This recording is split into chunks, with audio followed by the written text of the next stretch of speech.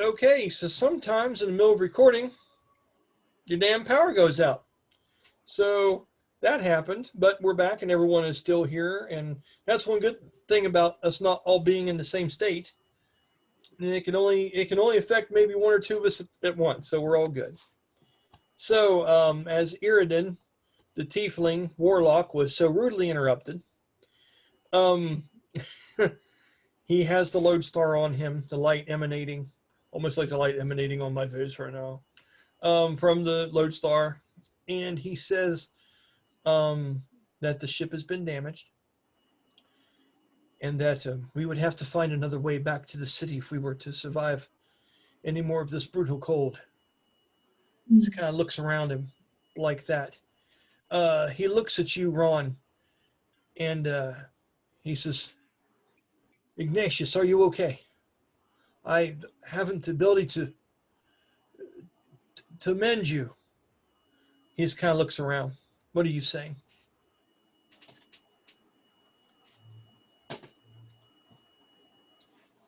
Muted. Sorry, the kids are playing Among Us upstairs, which gets really loud. I understand, but I appreciate it. It's okay. Go ahead, man. I would thank him for his help and, let him mend me. Okay, well, he was saying he can't mend you. He can't. I I thought worried you said about. can. Sorry. Yeah. Like I said, they're getting pretty loud up there. So yeah, he says I can't mend you, and Ignatius is like, that's okay, go ahead. Yeah. He's like, hey, yeah, the old guy's seen it. I believe in you. Yeah. When you say that, let's just play off of it. And he looks over at Alex's character and goes, maybe he's been hurt a bit more than we're planning, huh?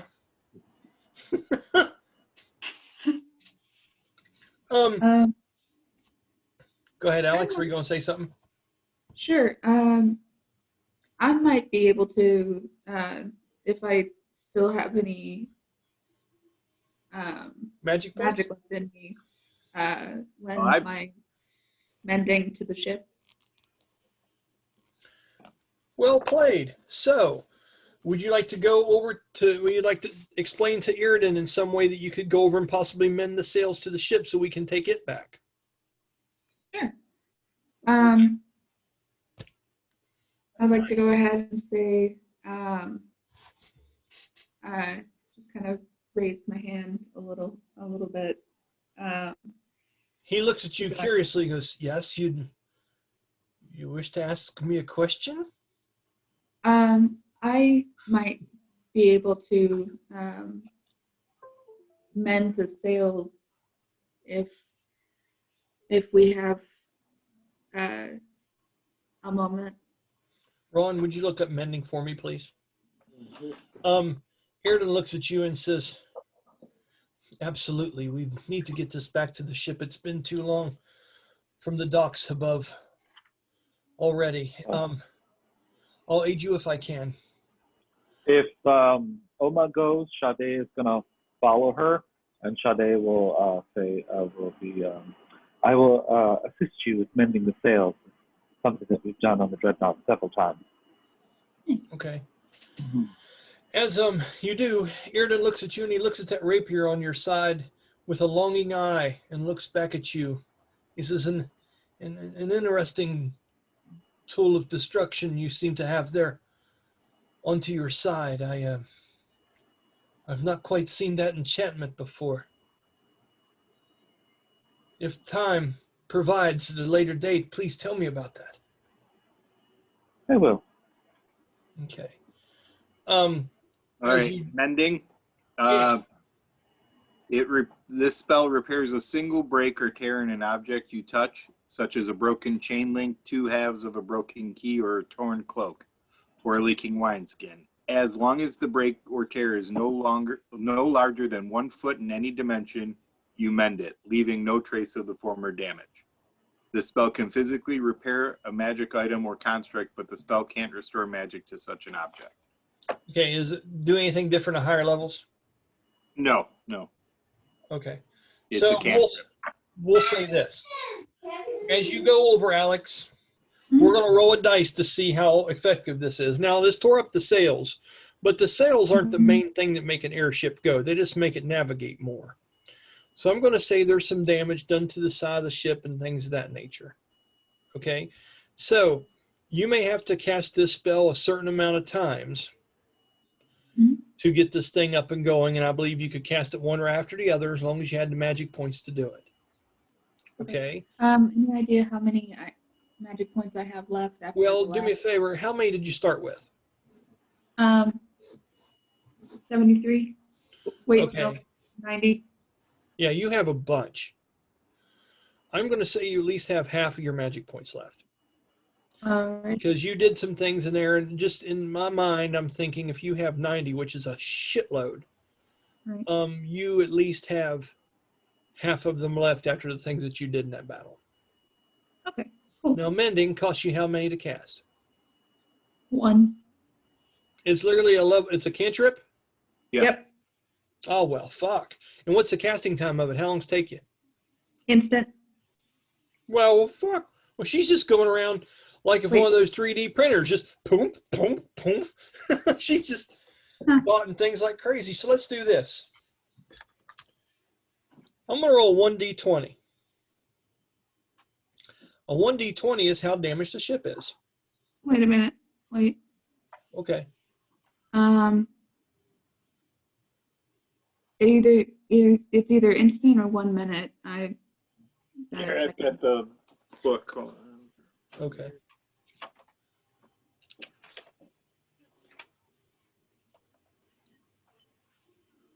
And this is something that she does on the Lylung quite a bit too.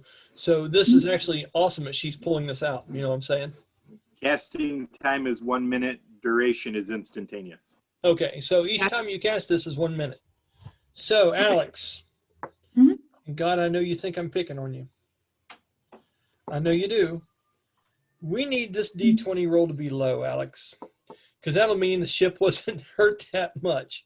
So tell you what you do. You roll 1d20, and that's how many castings it's going to take of the mending spell to be able to make this thing be able to get back to New Gemdar. Okay.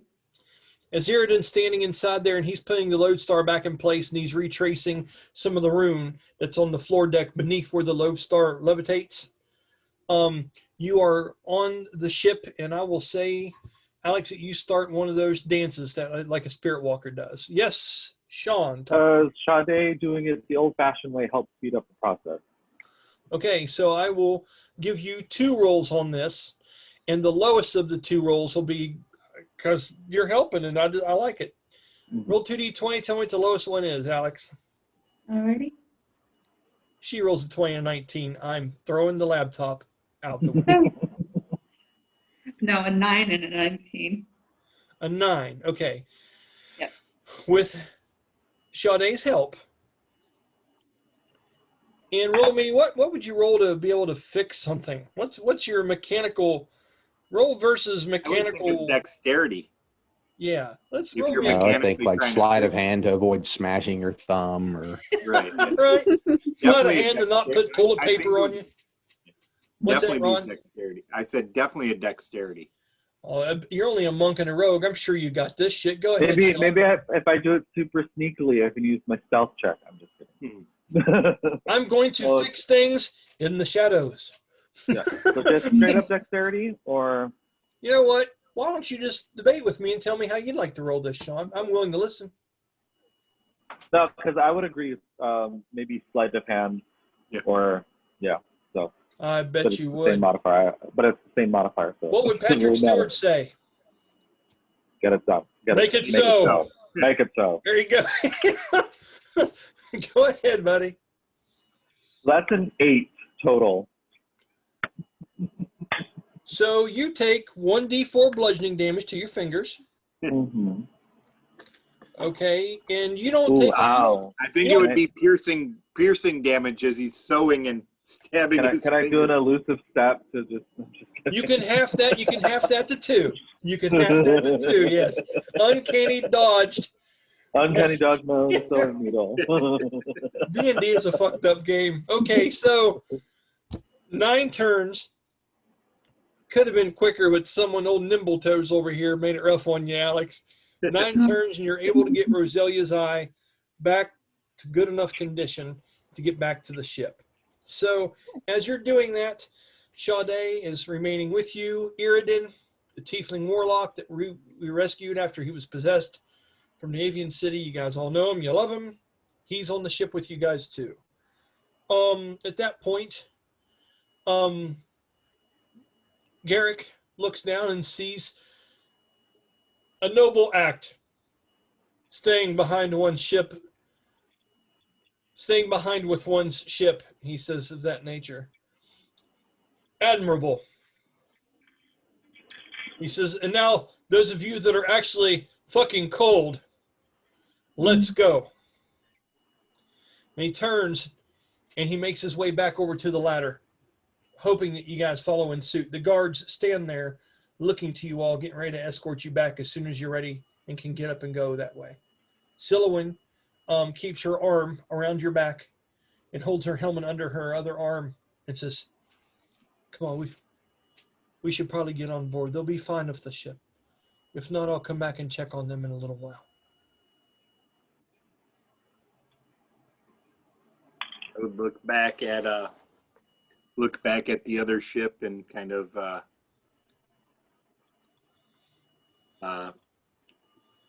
ask her if she's sure she doesn't want to just wait the few extra minutes and go back with the people we came down here with. She gives a look. She goes. She looks at one of the guards and she gives a nod. The guard comes over and replaces her, holding on to you. And I'll stay, but you should go. All right. I go with the guard then. As you do, she gets a hold of the guard by the shoulder, stronger than you would have thought, and she looks at him and she goes, you take care of this one. And she's taking up for you, which is a strange turn for Sylowen. And she looks at him a long time in the eye as she says this, fearlessly, mind you. You have a natural 18 plus bonuses. Yeah, she's a steel. Yeah, she's got steel eyes right now. He nods, and as he's taking you back over to the ship, the one of these guards is one of them that has the higher up the elite's helmets. And he speaks to you, and then I want you to roll me a history check. Or no, perception.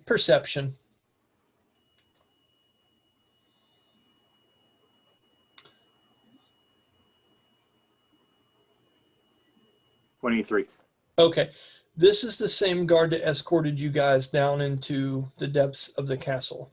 This is the same one, the same looking one, the one that Bastille had words with, but they end up getting along. The same guy, he goes, I didn't want to say, he's whispering this to you, Ignatious, as he's walking you onto the ship.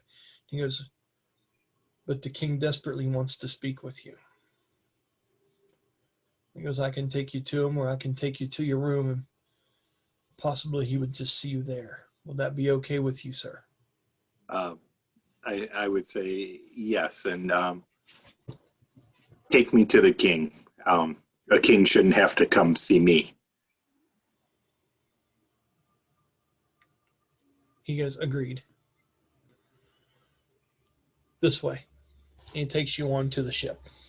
Okay? So let's talk about where the party is and what everybody's doing.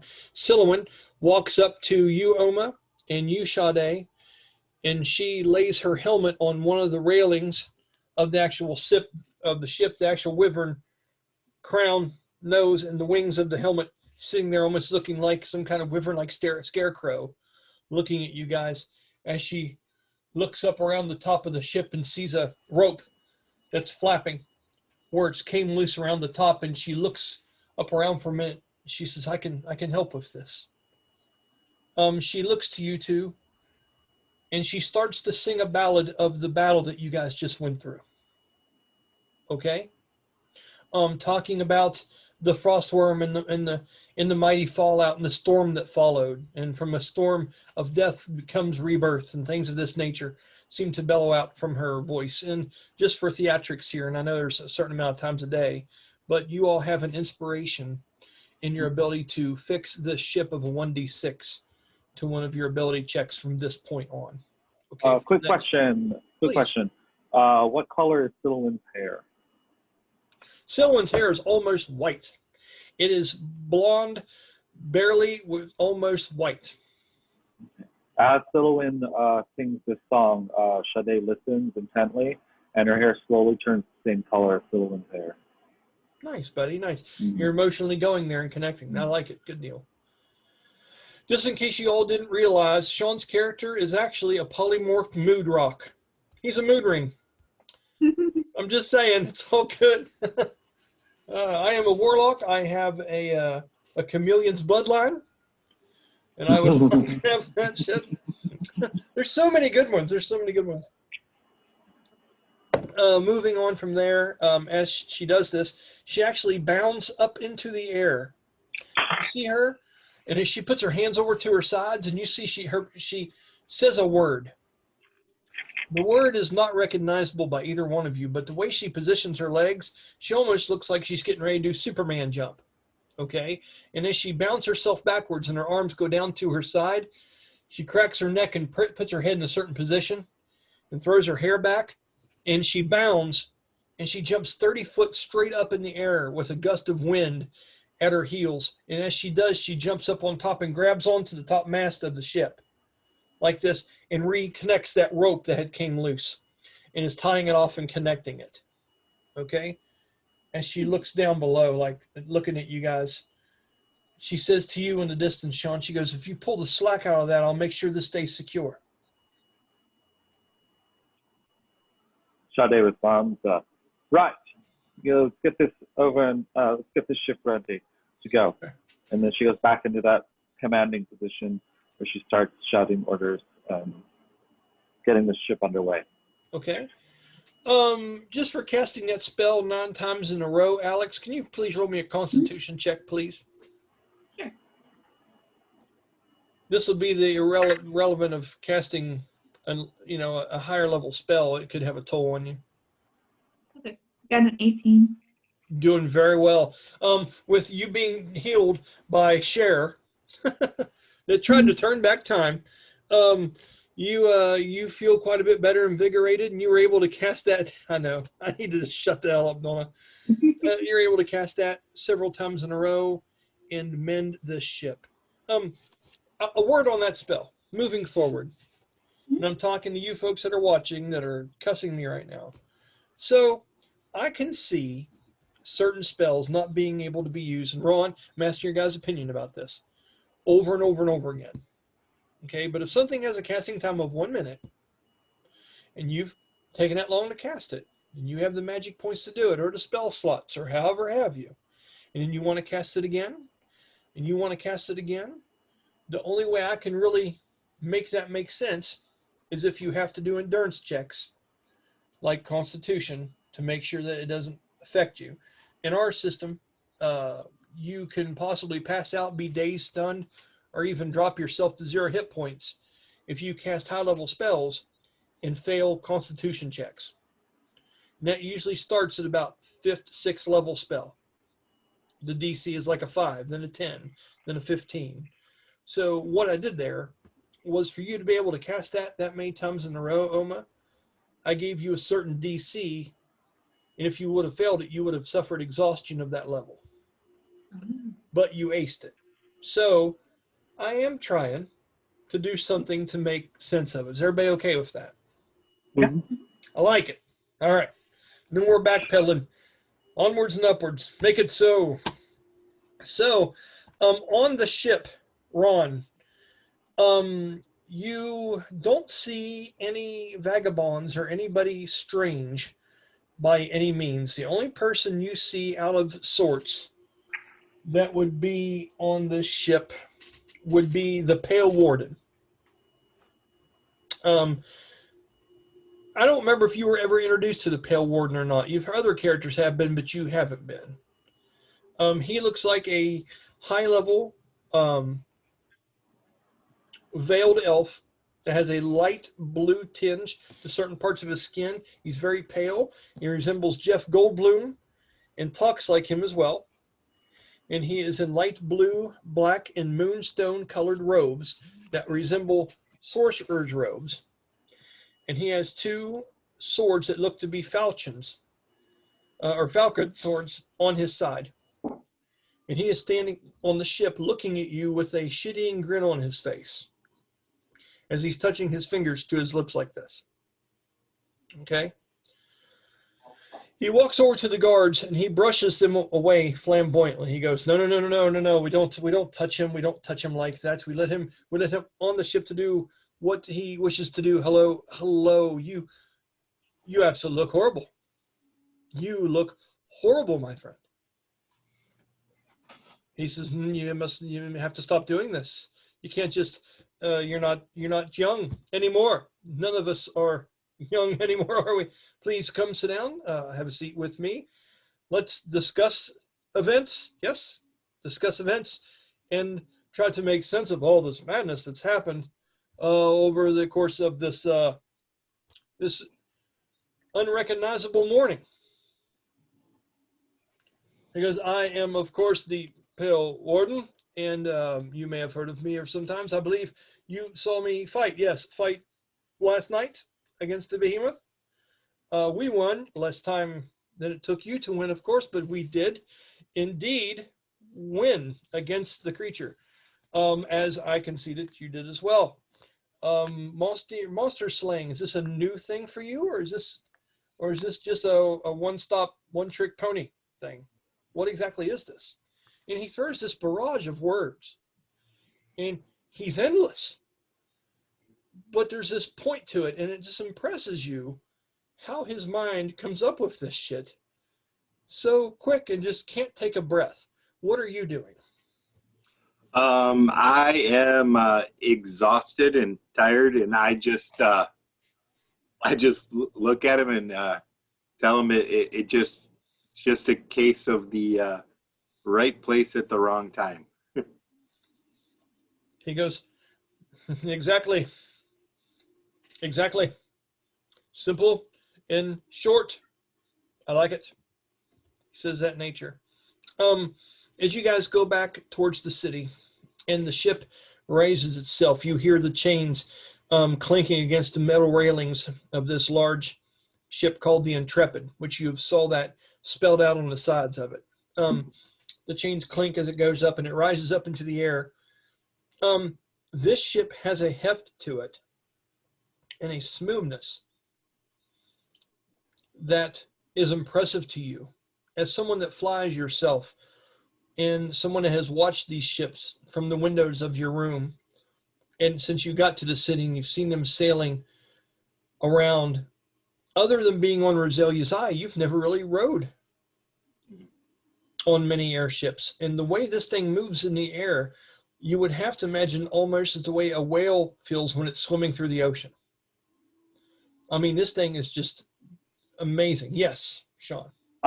Did Brahmas go onto Garrick's ship or onto Roselia's Eye? I'm going to get to that. Okay. Look at you being clever. Okay. Well, no, there's a reason. There's a reason. okay. Okay. So as you do that, let's just say for that instance, all of a sudden you're looking around wondering where Brahmas is.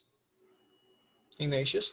I will say that when you cut your conversation short with the Pale Warden, it was because all of a sudden it kind of dawned on you, where is the vessel?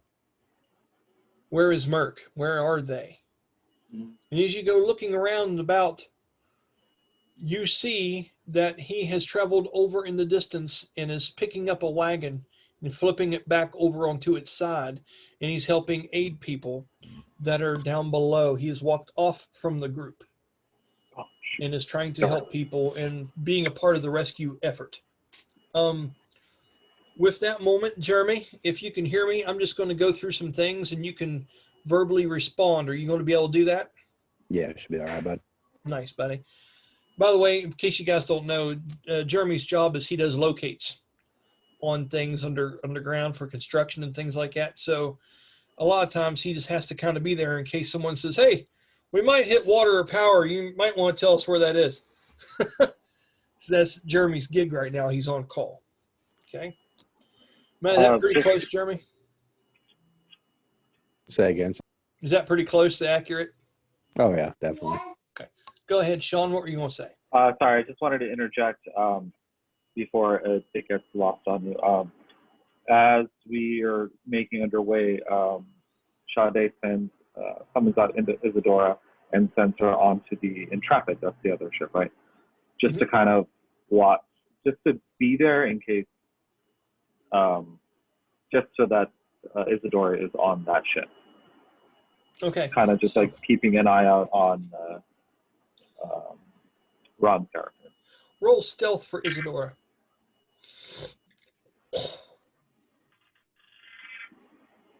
Okay. Isadora stats here.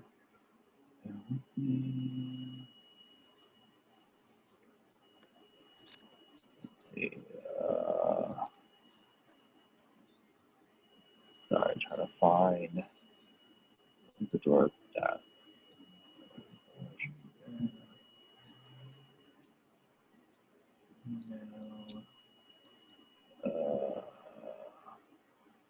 There we go. Okay, I guess I'll just use my own. So that's a total of 15. 15? Yep.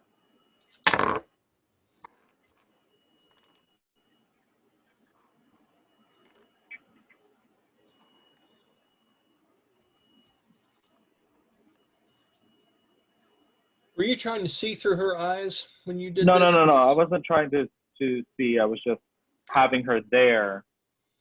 And I'm just mentally telling Isadora to just keep watch over Ignatious. As you do, and the ship is a good 50, 60 foot in the air and rising, Mm-hmm. where would you put her to perch at? Just on the sail somewhere or something of that nature? Or Yeah, just Okay. somewhere in the area. when she goes up there and lands on that side, she's there for just a few instances. Mhm. Then all of a sudden, poof.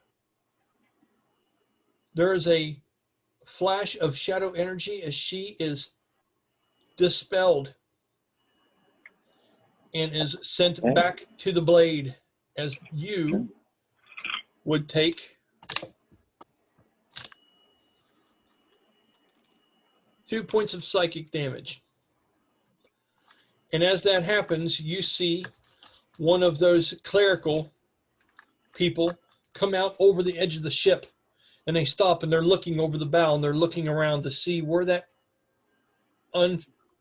peculiar creature had come from, and they're scanning the landscape harshly, trying to find out why that thing was on the ship. Give me a performance check to act like you're not the one that did it. Performance or deception? Yeah, why don't you tell me? I love these little talks we have. I think deception would be better. Okay, I'll go with that. You're trying to fake someone. You're selling it. Go ahead. What do you get? 26. 26 will do it. You're just kind of like all of a sudden you're just like, oh, I've been working, doing your thing. This scowling look from the share-like woman with the long curly gray black hair that comes out from underneath her hood as she pulls it back, the tiara, the stone lights up in a little bit as she looks at that long face, out and about things a little bit snootily, but doesn't see any reason or where the raven would have came as she looks around. In Sha-dae's head, she's singing, and I hope you find it. What you looking for? And of course that's what happens. I get it. Oh, this game, I swear. Okay, so moving on from there, Brahmas, buddy. You walk off from the pack. You see that Sylowen has went and has helped with the Rosalia's Eye, the ship that got you both here, feeling partially responsible for the damage caused to it because of her overzealousness to fight a large fucking frostworm. You, however, the paladin inside of you has made you take notice of several dwarves that were struggling to flip over a wagon that seems to be laying on the body of someone that fell in this first brutal attack. What is it you're doing? First thing I'm gonna do is definitely try to get the McCard off of him, get him out of there. Okay, so let's go ahead and act out the scene, because that's what D&D is all about. That we don't just do, we walk through. So as you head up to them, you get to about 20 and 25 feet away. The two dwarven men you're familiar with. You're familiar with what it looks like to be a dwarf of Argon. Okay, the longhorn dwarves of Argon, and the ones to the east of that from the Lost Wood are different, where the Lost Wood dwarves look like rangers, moreover, Darkstalker rangers to be exact. And then the ones from the actual city kind of look like battle-hardened, mixed between mercenaries and knights.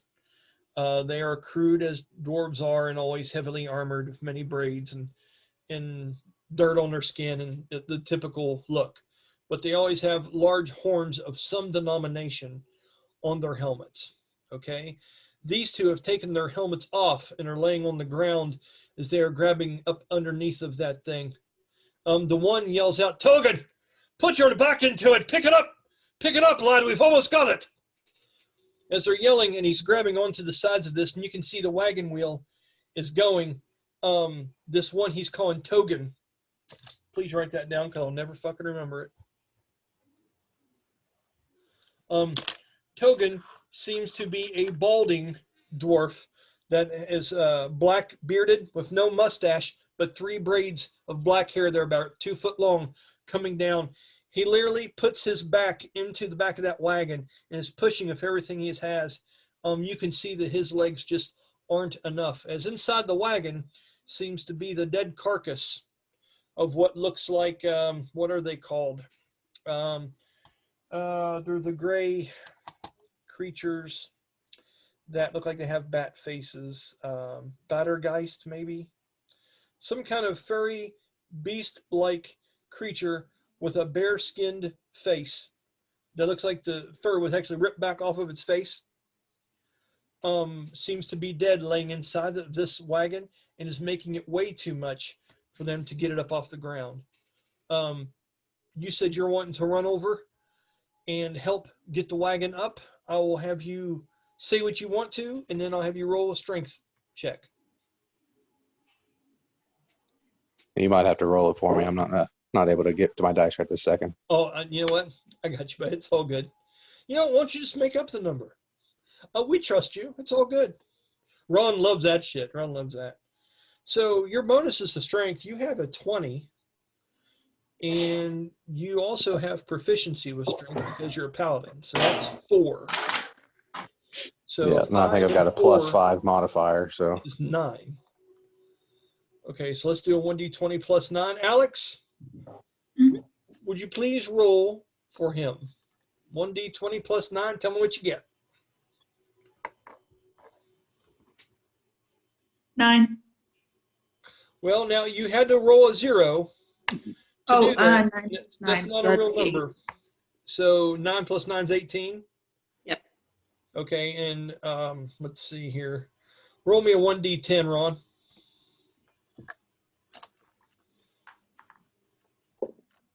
4. Okay, the DC was 14. I want to do it basic 10 plus more. You were able to do that, Jeremy. With you coming over between these two, you lock your large arms up underneath of that thing. You can see Merc inside, struggling with his own physical form, putting his arms into that window-like image and trying to lift up what looks like this wagon, and it actually starts to happen as Merc is very impressed with the concept of being able to save people again and using this body for some good. As you do, the two are there holding it up with you, trying to look as mightily as they can, knowing they're not having much to do with it at this point. And you see the broken body of another dwarven soldier underneath of this wagon, still holding the chain, head twisted sideways. You don't see breathing. What are you doing?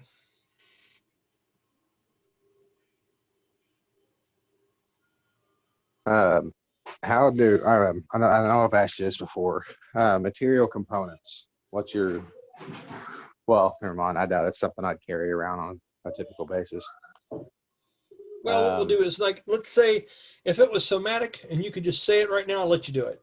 If it was something you had to pull out material-wise, or if it was verbal, I'd let you just do it while he's holding the wagon.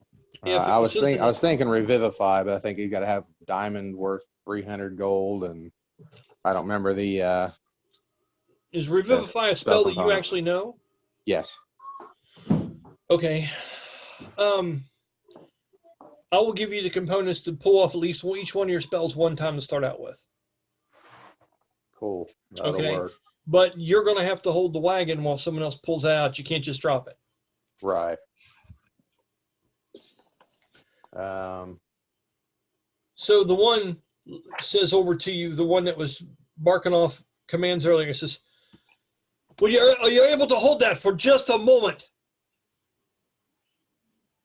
I can just get him out. Okay. And in doing so, if I seem to start trying to drop it, I'll go into my overdrive. Okay. That gives me a bonus in strength, and I'll just take the full 4 damage for it. Okay. Just for theatrics, let's say that happens. Let's say they go underneath there and they're trying to drag him out, and he's got this chain wrapped around him just for theatrics to use the character a little. And let's see how this happens, how this works out. Okay, ooh, yeah, that makes sense. They're having a hell of a time dragging him out from underneath there, and all of a sudden, Merc, you physically feel the strain as you're trying to go through this, as if your spiritual link with Brahmas is taking you into this physically to some degree, and you start to think about how frail you are, and that seems to overcome you a little bit, and that's reflecting on Brahmas. So you choose to do that. Go ahead and roll me. I'll roll you 1d4, and we'll see how well you do this. Remember, these things are kind of based on how high this roll is. So this 1d4 does that much damage to your body, but also gives you a bonus of that much to your strength. It's kind of like a two-sided coin. I love the way this mechanic works. Okay, that's a 3. Okay, so you would have took 3 damage to your inner, not your outer. Okay, and you would have took 3 non-lethal, 3 to Merc. And as you strain and you can feel your legs hurt, Merc, inside as you're trying to make this construct obey your commands, and you push it beyond its normal limits because you know how. You actually hold the wagon and you'll extend your arms and you flip the wagon completely off of them. You see the dead carcass and head of that gray furred animal hang out of the side of the cart as the tongue just kind of rolls off. But it's ice cold. There's no breath. The thing's been long dead. As you look down, you're seeing the broken legs of this dwarven person, and he seems to be older. This one has a deep mustache and has hair that's the color of steel and bronze, damn near. It's like a steel gray, but he has that bronze in the corners of the mustache where he's ate and it's stained it, almost like an old biker dude would, you know? And he looks in pretty rough shape underneath there. He's been dead for every bit of since this fight started. Okay, which has been what, 15 minutes or something like that. This all happened in a pretty good flash. Upon that, you hear bears roaring in the background as the one bear seems to be charging up with a familiar person on the back of it, and it is Tamardin, the red-haired dwarf of the Lost Wood that Danny's character plays. Okay, it shows up, and it has he has a great warhammer on his back and an armored helmet that hangs down deep over his eyes with recesses. A very heavily armored battling war dwarf from Argon. What do you do now that the wagon is flipped off? The two, this Torgon and this other one, are at this fallen one's side, kind of comforting him and saying some words in Dwarven, almost like a prayer over the body. Brahmas would stand over him, just kind of solemn. If it had been 15 minutes, I don't think there's much that he could have done about it at that point. I think Revivify is like a minute or something like that. So I think he'd internally be beating himself up a little bit that there was somebody he couldn't save. Okay. But he takes a bit of solace in knowing he saved who he did. Okay. So he'll Nice. stand there somewhat silent, offer his own sort of prayer. Okay. I like it, dude. I like it. So with that, I'm just going to roll you a charisma check to see how flamboyant this is and how it comes across. Okay. Not bad. Not great, but not bad. So you kind of do your own thing there, and you stand there mournful as your shadow is cast out over top of the body. You don't see any other wagons at the moment, but you see Tamardin, the dwarf that was in the arena that fought earlier against the behemoth. You see him come down, and he looks at the body. He looks down and looks at them, and the two exchange dirty looks for a minute in front of you, Brahmas, as if they're two different clans of dwarves meeting eyes. Okay. The conversation goes kind of like this. The two that are down by the body that has fallen ask, where were you? When the battle started, everyone else seemed to beat you out here. It'd been nice to had someone from the Lost Wood actually act like a true Argonian again and held up arms against our common foe. Or are you too busy prancing around the woods looking for ghosts to join your brothers? He says like that. Tamardin just kind of stands up straight and looks at him with a steely gaze. Ron, you and him are going to do charisma versus charisma. Roll 1d20 and a 1d4 and tell me what you get.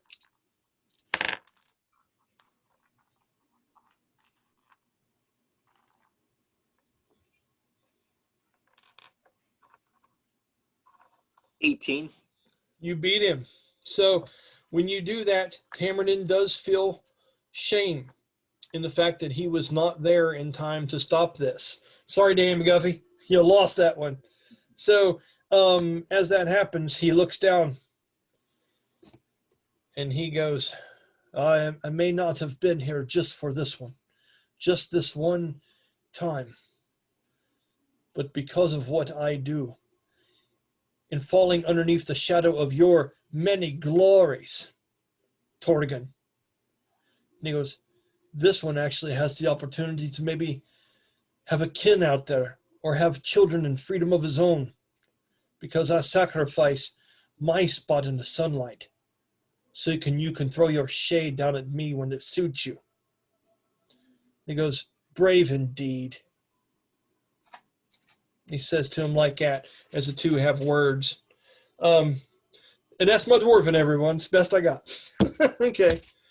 So with that conversation going on, let's go ahead, if everyone's okay with it.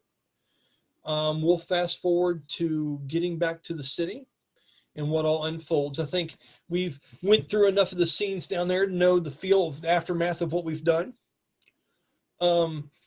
First person I'll take care of is Ron. Ron, when you get back to the city, okay, and the airship takes you right into a bay that docks the Intrepid inside of that castle, and I keep forgetting what King Omadon's last name was, but that's the name of the castle. Did you ever write it down just for the hell of it, Ron? I did. Hold on. It is. I've got so many pages of notes, buddy, and I don't have all the names memorized. Let's see. It was Uldenhold. Oldenhold, nice. Whoever come up with that's pretty cool. This guy right here. It's me. Okay. So he goes into an airship dock built into the top of Castle Oldenhold. Okay. And as you are being brought down and you are finding yourself there and your strength to stand out and look over the pier, the king is standing there with Valimar waiting for you. As his hair is blown back by the landing ship, it comes completely down to its bases. as people run out and put braces up along the sides of the ship to hold it upright as it's found its resting place. Valimar looks to you. You met Valimar, didn't you? Yeah. Okay. You see he looks like he has fought in a war. You know that he hasn't had good sleep in what, 2 weeks we said? Because of having to stay by the king's side Yeah. and fight off those spirits. He looks pale with dark rings underneath his eyes. He looks like he's dressed for Halloween and he didn't have a makeup artist. Okay. He takes his sword out and he kicks that shawl off of his shoulder and he holds it up against his chest and he nods to you and steps up and offers you a hand getting off of the ship. What are you doing, Ron? I would accept his help and get off the ship. Okay. As you take his hand and come down, he looks you eye to eye and puts his hand on both your shoulders. He goes, it's a hell of a day you've had. How you holding up? Tired, very tired. Yeah, I understand that. The king interjects and walks in between the two, and he looks at you and has a deep kind of to his voice. And he looks at you and he cocks that eyebrow. King Omadon, we've discussed who he looks like before. Very dark chiseled features, very dark hair and intense green eyes. As he looks down at you, and he looks like the hotel earner from the movies John Wick. Also played in Deadwood, many different things that character's been in. Wish I could remember the actor's name, but I don't have it on me right now. But he looks to you, and he chisels his jaw, and he bites his teeth together, and you can see his jaw shift a little bit. And he looks at you, and he goes, you must forgive me, Ignatious, but I must ask you. Even now I must ask this. Why is it I only see you and not Bastille? He is unflinching and staring right at you when he asks like this. Valimar even looks a little surprised after everything you've been through that he's so blunt and straight to the point about this.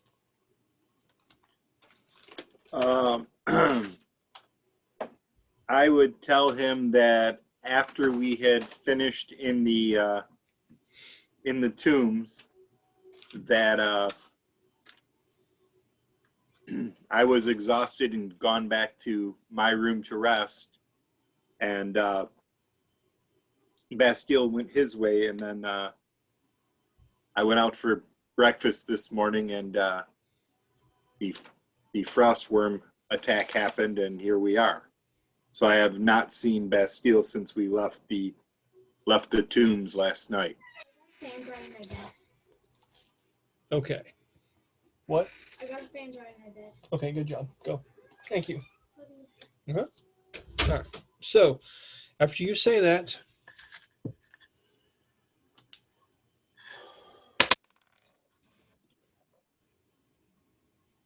with a 24, Ron, are you being 100% honest? I'm trying to look through my notes. I don't remember if I remember where Bastille was going. You don't, but he talked to you about leaving, so you didn't have to answer for him. Now, I know you left that out of what you just told him. Right. And I need you to roll me a deception check because you left that out to see if you can beat it, and he rolled a 24. Okay. I'm rolling what? Deception? Unless you would like to have Sean argue that point with me. That'd be... You're muted, buddy. You're muted. It would all be about intention. Are you intentionally leaving that out? I think at this point I kind of would be a little bit. Okay, then it's deception. Yeah. I rolled a 19.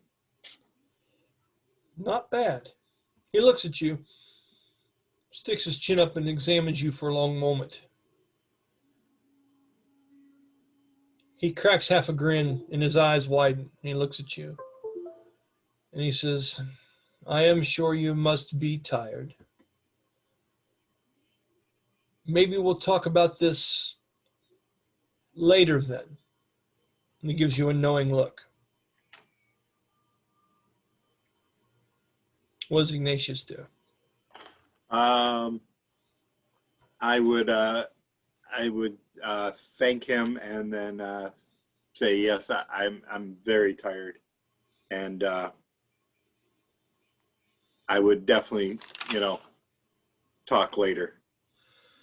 He puts a weary hand on Valamar's shoulder, the one that's armored. He says to him, he says, Valamar, take him to the room. I must rest as well. I suggest you do the same. You're not the young man you used to be, Grey Knight. He says, you have your leave of me until I call upon you. When he says that, Ignatious, you see something very interesting. When he says that and removes his hand off of Valamar, Valamar's armor seems to fold in upon itself and disappear, as if it is something that Valamar conjures and is worn on him. And all you're left with is the version of Valamar that you've seen around the city. Valamar has two uniforms he typically wears. The one is when he's in full king's garb, which is the black and gold armor that has that red sash that goes around one shoulder and covers it. And he always has one unarmored arm that he uses as his weapon arm, which is his right arm. And he has the one heavy shoulder plate that's on his left arm that always faces his enemies. That's the way he looks. When this does this, that shoulder plate, all that armor off his arm and his body and from around his legs disappears almost like a contraption folding in on itself. And he's left there with just this leather crossed thing on him. Both arms are bare. He has just leather baggy pants on and high boots. And he has that one red shoulder cape over one shoulder. Everything else goes away. Okay? He looks at him and gives him a knowing nod. And he looks to you and he says, I'm ready to take you to your room. You don't have to talk to me about any of this. I wanted to thank you. It's only because of what you guys did down there that I'll have the first sleep I've had in a while, and the king's line will continue. It's a great honor. He goes, and it seems fitting of you, Ignatious. Well done. So at that point, he escorts you back to your room. You go into a side door that opens up into this courtyard. You're inside the actual castle itself, of the high arched ceilings and the very fine stone floors. And all this would remind you of inside. And you've seen this before. You've been in and around this castle before. This is magnificently done in a very medieval way.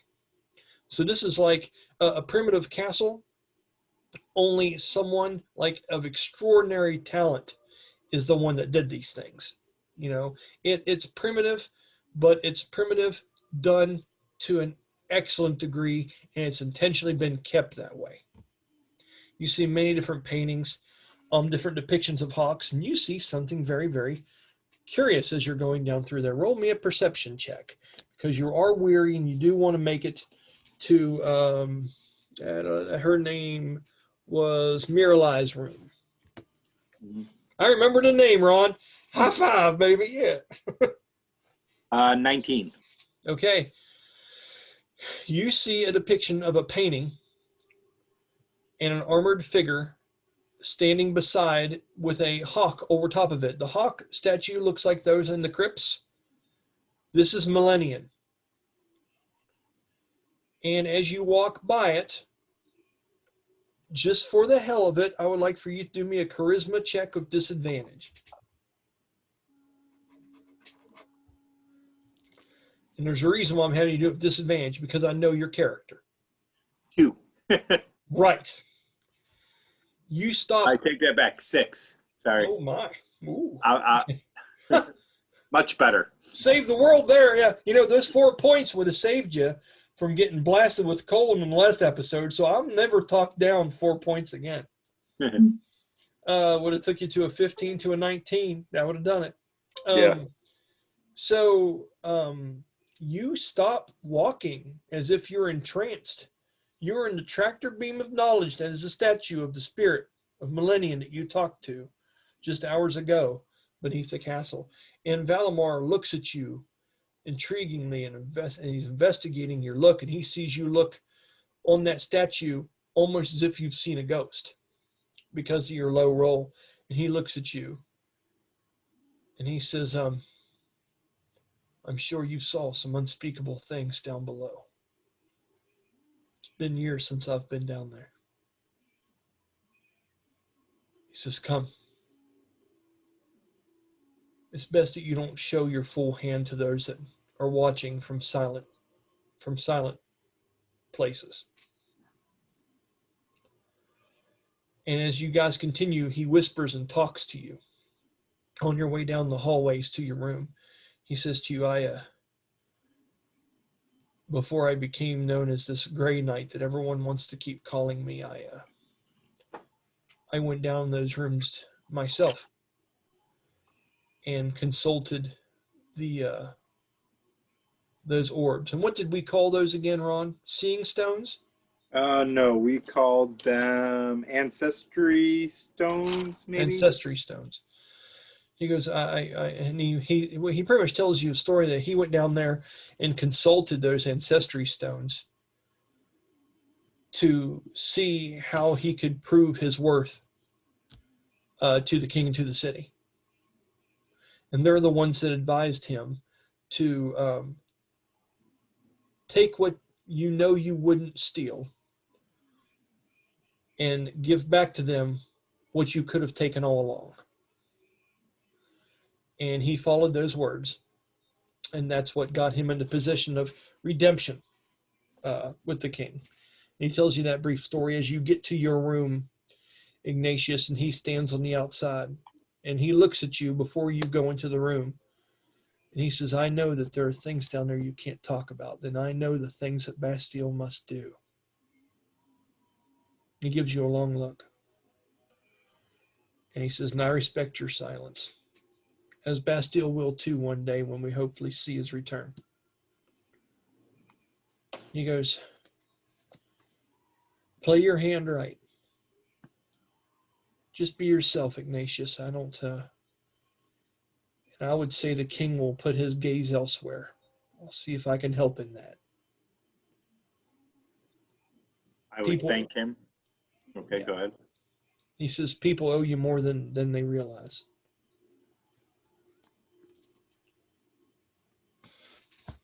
That's it. At that, I would enter my room and pass out. Okay. All right. From there, let's go ahead. We'll wrap up a couple more things here, and then we'll take our first break, okay? Or our second one. The first one was the blackout. Okay. So, Alex. Yes. Sha-dae, all you folks, you are getting Roselia in order. We've pretty much rolled to say that these things worked out. You have Sylowen that was leaped up and was helping reattach the sails to the top. You had just done mending, just like you had duct tape. You were just, you were just going crazy. You're able to fix it up. At that point, you would see that Brahmas is helping others. You would see Sylowen give a long look. Iridan, the tiefling, would look over to her and say, I believe it'll hold together now until at least we get back to the city. He goes, are you ready to leave? Sylowen, without looking away from Brahmas, looks over the edge of the ship and gives a nod. She goes, Merc's doing what he's meant to do. He's helping people. We should leave him to that. We'll see him again. Let's go. Oma, with that, is there anything you're adding, Sha-dae? It's okay if not.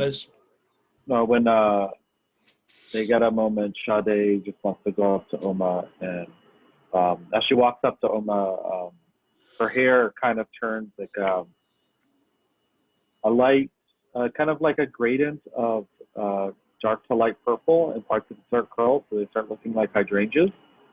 Okay. And then she just goes up to Oma, and she just like very sincerely, just like, Oma, I want to apologize for leaving you back there. Sincerely. And she like bows her head. Would you have a response?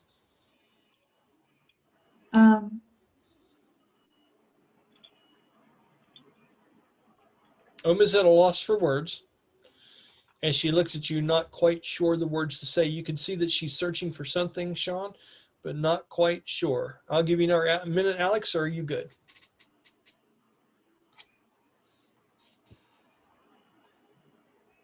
Everything worked out in the end.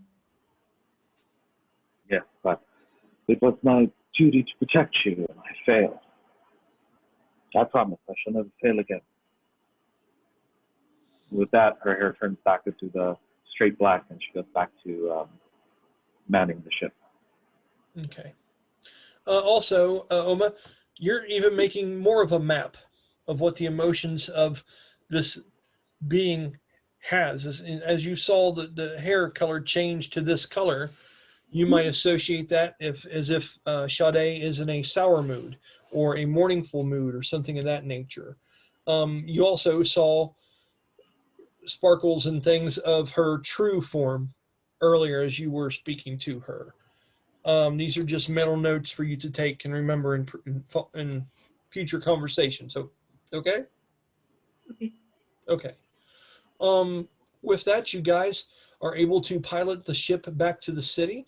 You are not horribly far behind. When you go into the bays and you see Sha-dae, you see jealously the Intrepid go up to the main central castle. It's called Olden what, Ron?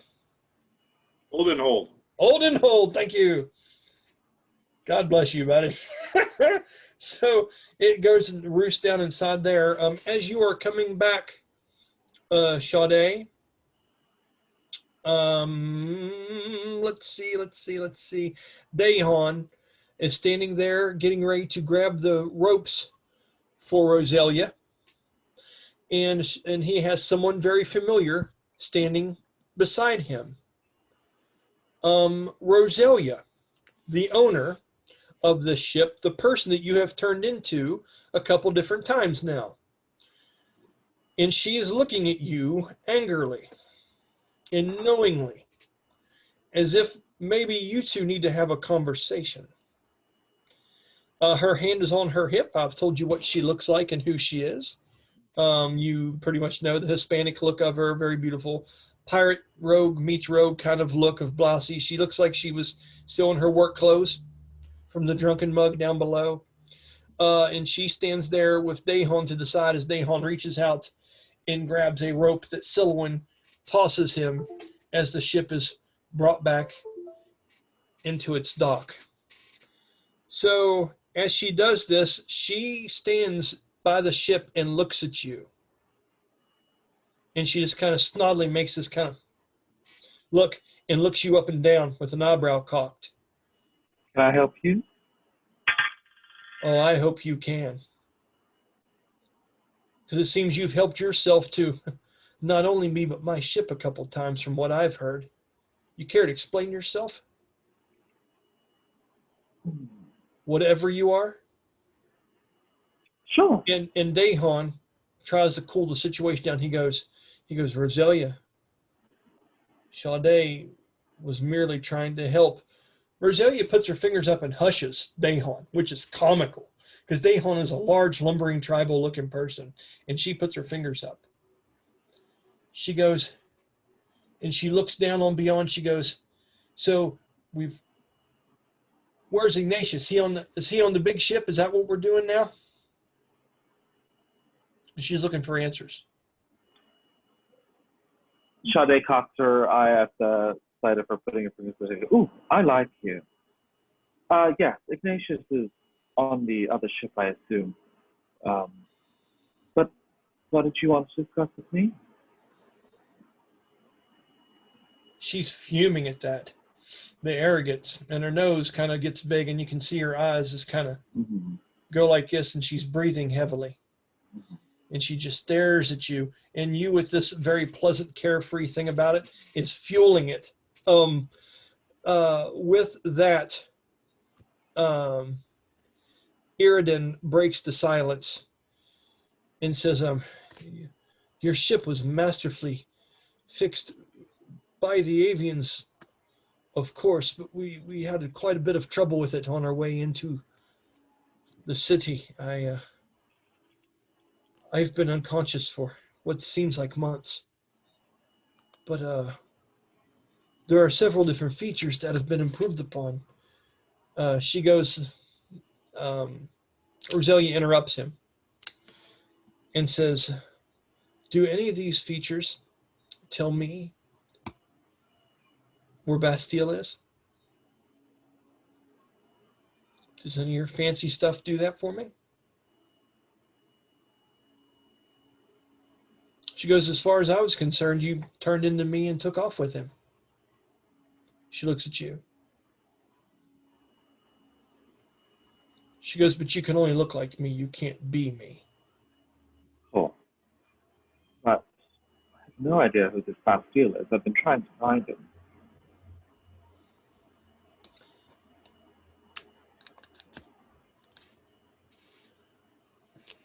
I know that this gentleman over here, and I point to Dehan, knows who he is. Will you help me find him? Besides, I need to have a talk with you, girl to girl. Okay. As you say that to her, she gives you a long look. Roll me. You truly have no idea where he is, correct? Yeah, I have no idea where he is. Okay. She would see that in you and knows that you didn't harm him. You weren't trying to trick him by being her. And she doesn't feel that you truly know where he is. You can see that look in her eye, that little flare of, that spark of sassiness that she had turns into worry. And she looks over to Dahan, and she gets up close to him, and she grabs his shirt and pulls herself into him. She goes, there's no way he would have fucking left without telling me where he was going. And if she's not lying to me, and you are, she goes, I'll tell you what I'm going to do for you. And Dahan goes to interrupt her. He goes, Roselia, I truly don't. She goes, shut up. I'll tell you what I'm going to do. And she kicks her head around and she puts on this smile. I'm going to go back to the bar. I'm going to finish my shift. I'm going to do what I do every day. I'm going to put on my fake smile, and I'm going to shake my ass, and I'm going to go down there and we'll act like everything's perfectly fine. She goes, and you're going to come down there and you're going to find me later. And you're going to explain to me why Bastille disappears without letting me know. And don't come back in there. And that's as soon as Dahan went to say, but she goes, and don't come back in there unless you have answers for me, because you're not welcome. And if you think Taryn will let you in there, he won't if I ask him not to. You understand that? And she pokes Dahan in the chest, and she turns around flirtatiously and walks away, shaking her butt and pissed off. As Dahan As just she walks stands there away, helpless. Sha-dae kind of looks back, stares at her, looks at Dehan, and is like, I really like her. Dahan looks at you kind of comedically and goes, that woman scares me. He kind of says like that. And he goes down and he looks at you, Oma, and he says, I watched from what I could. You look cold, little one. Are you coming back to the ship with us, or what are you doing now? Now I think I would like to restock my supplies and then go back to the ship to warm up. Okay, he goes, they were able to bring, oh my God, the name of the dwarf that died is Dantus. There it is. Names, freaking names. He says to you, Dantus is breathing again. He's doing fine, warming Okay. himself up with some of Aeolus's finest in the bottle, if you know what I mean. Hmm. He goes, I'm going to try to find some answers and see if I can pull some strings, maybe figure out where Bastille's gotten off to. I don't want to step in his webs. He just kind of shakes his head. He goes, you be careful. And he looks over at the one, and he goes, and you. He looks at Sylowen. And Sylowen is just kind of standing there on the side of the ship holding on to the mast like this.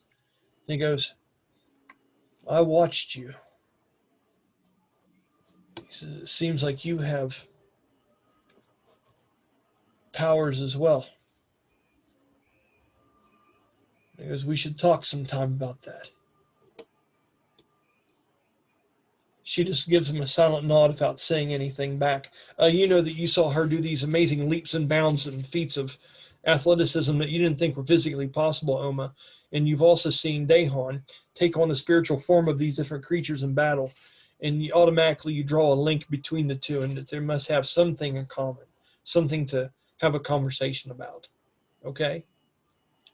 With that, let's go ahead and talk about... Go ahead. Before Dahan walks off, Sha-dae would like to admit, at hearing that Dahan is going to ask some questions about what happened to the dwarf, knowing that there's a connection to what's going on in the city. You're going to ask him some questions about that? Yeah, I was like, can you see me after your investigation?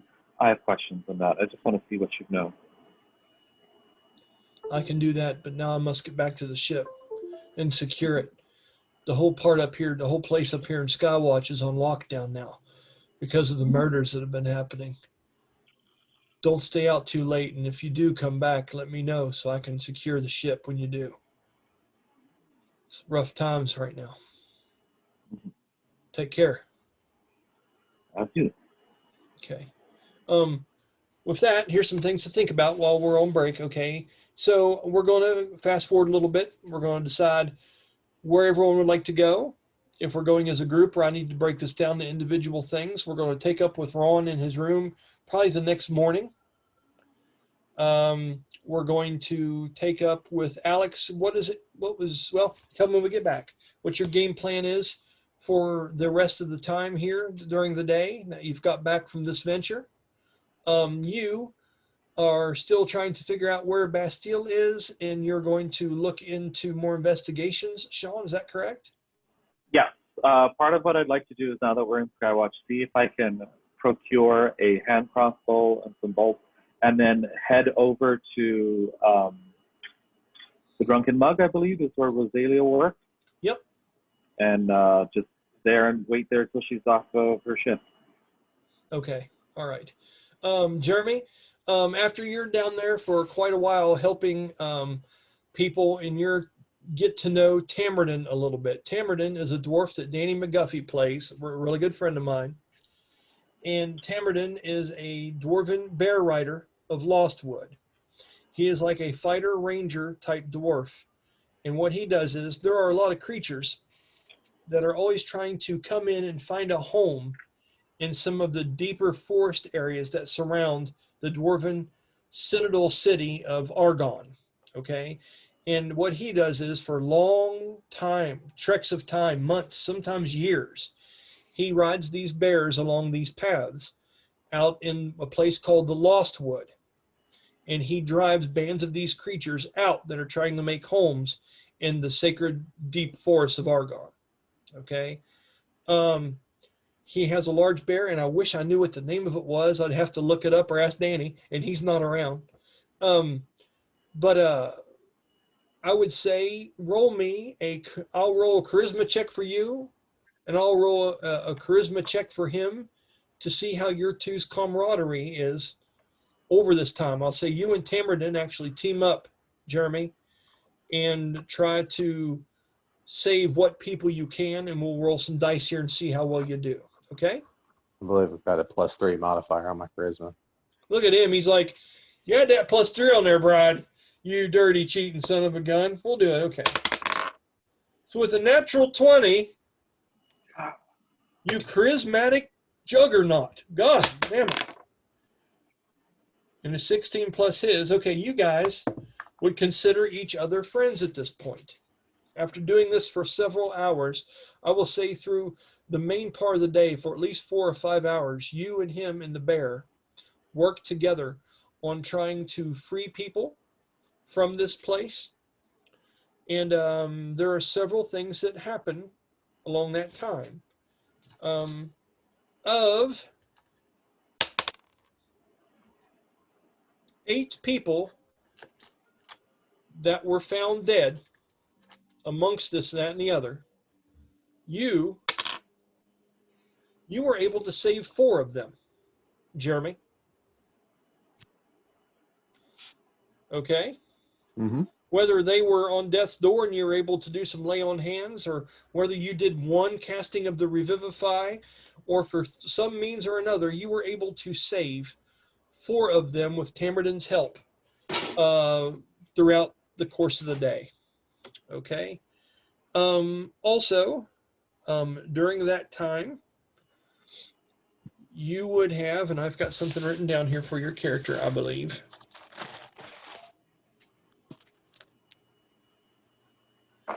I'm going to roll a 1d4 for you, and this is going to be something you found as you were going throughout the battlefield that you may want to collect, okay? Okay. Okay. That is a very good one. That is a good one, sir. Okay. So I want to do this just so you have some kind of input on how this goes. Well, no, I'll have Ron, you can do this. No, because it affects him. Alex, it's you. Need you to roll me a 1d20 and tell me what number you get. 10. Okay. On one of those bodies, there is a ring. Oh, how did I write it down here? I got to find it. A ring of dwarven vigor. Okay. That when you were helping Tamardin, he looks around and he says to you in that solemn kind of Scottish, but remember his Scottish isn't so outrageous, it's crazy. He's not like that. He's more subtle. Okay. I didn't know if you could tell the difference in the 2 voices from earlier or not. But he would tell you, I don't think he'll be needing this any longer. Take that one for yourself and someone on your team. The gods would know that it would be good going on to warriors that still remain in this plane and can stand for the fight. And you would have a +2 ring of dwarven vigor. Okay? And the only thing you can think of in that situation is possibly giving that to Ron. Okay? Just in the way that he words it and says it, and the way you're thinking about Ron's body breaking and shit, and how bad a fall he had. Yeah, I'd say that's weighing pretty heavy on Bronis at the moment. Yeah, that's what I'm saying. And I don't want you to think I'm trying to put words in your mouth or anything of that nature. But this just seems far too obvious a thing. What you guys rolled is really, really good. So this ring, when given to you, is a ring of dwarven vigor. So I'll give you the exact details of it later if you want to, but you have to do identify or something like that, or take it to someone that would know. Okay? Sounds good. Okay, so I'm going to write that down for you. And that would be the main thing that you found throughout this. Okay, so with that, guys, we'll go ahead and take a break. Let me go ahead and I want to pause my recording, not stop it. We're going to break this episode into 3 points if it kills me. Okay, and then we will come back to stay on for a minute after I pause it, and we'll talk for a minute, and we'll go. All right, be back in 15. Okay, and we're back. There we are. Okay. Yeah, right. So, we've got coffee. We've done our thing now. We're ready to move a little bit more forward into the aftermath of this. We're back to the city. Ron is up there just sweet dreams and just sleeping off the day, man. That amazing long rest and what it does for the weary. I didn't even want to go through an interaction with you in that room, Ron, because you said, I'm hitting the bed, bud. I mean, you didn't even go through Miralai's journal anymore. You just crashed, and I completely get it, which is fine. It's a book. It's there for whenever you need it. Okay, so moving forward here, move my mic a little bit. Okay, so we have the group that's consisting of Shade, Sha-dae, Sylowen, Oma. Brahmas was behind doing his own thing with the dwarves, which I like that, Jeremy, him staying behind and doing that thing and you finding that ring off of one of those bodies. Dice completely decided that. Very good stuff. And then we have Ron. Okay. There's something that I want to make mention of when you guys were going that you didn't think of, which is perfectly fine. And it's good that you didn't, because this creates a theatrical moment. Okay, let me see here. I got Gianna Bronze and Iggy. Okay.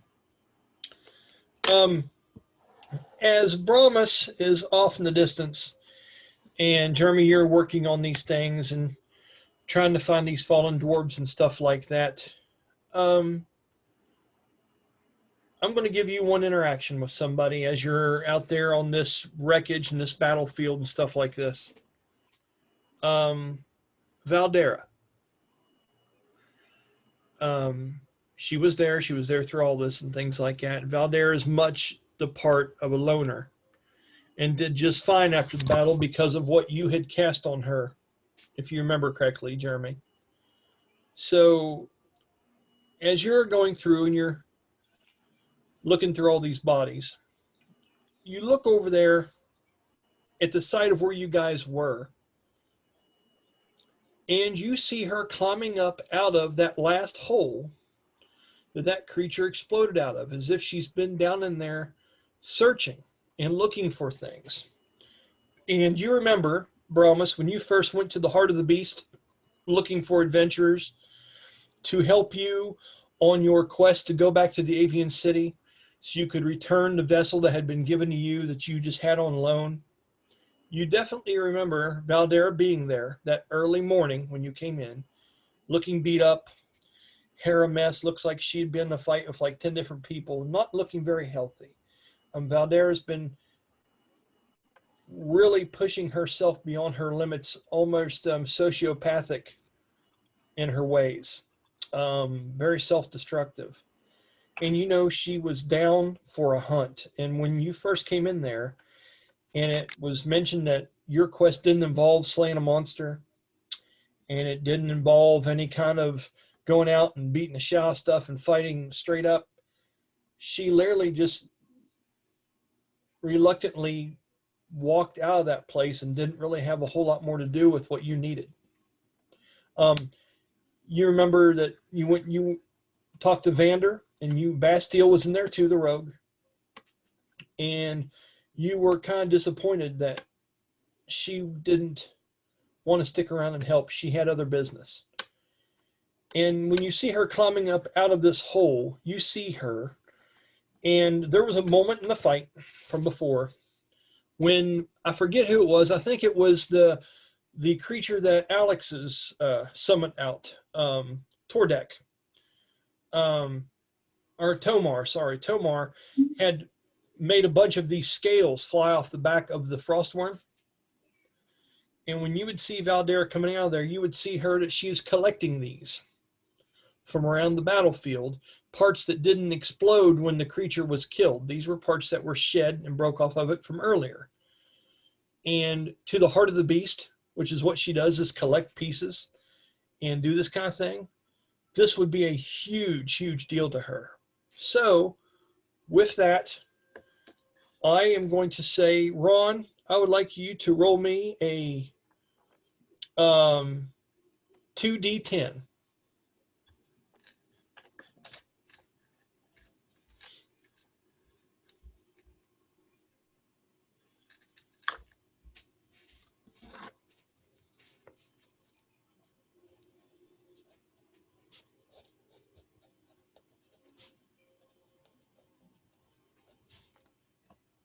Tell me what your total is. You're muted for some reason, and I didn't do it. How about now? Yeah, now I can hear you just fine. Yeah, it's weird. It didn't say I was muted. Oh. Yeah, I was asking, did you want it totaled or like a percentage? Total, please. 8. Okay, 8.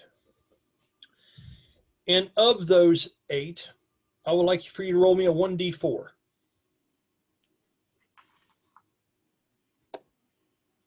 One. Okay, 1. And now roll me another 1d4. 2. Okay, that's awesome. Okay. 2 of those were in great condition. 1 of those was in poor condition. And the other 5 were in average condition. Nice. Okay. So she is collecting up a bundle of those, Jeremy. As she pulls her way back up out of there, she looks at you, and even the construct version of you, your body language looks weary. You have the smear of some blood on your hands. You're dirty. You still have bits of frost that have covered your body. Your body did take some damage, and there are chunks and things out of some of your extremities that will heal. After a long rest, your body heals much like a person's does. And she sees you standing there for just a long moment, watching her collect these plates from within the hole. As she makes her way back up there, she looks up at your character, and she stands up and she walks over to you, and she takes the takes the 2 that are in great condition of the 2 frost scales, and she holds it up, and she just kind of looks at you sarcastically and holds it up against your body, and it's like she's framing it on you a little bit, and looks at it, and she goes, I don't know if you can do shit with this or not, but you're welcome to it. If it weren't for me and you, that thing would have probably fucking ate all of us. What do you say in response to that, Jeremy?